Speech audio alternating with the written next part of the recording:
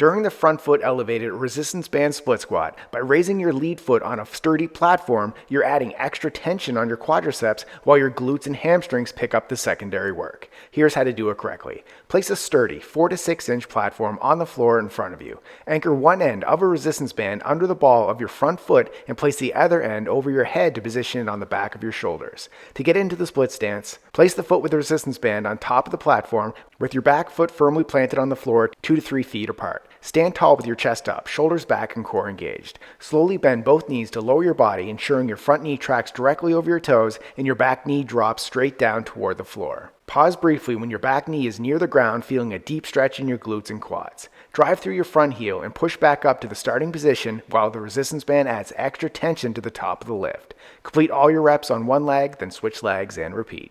Don't stop learning now. Click this video to master the next move with perfect form while avoiding the most common mistakes.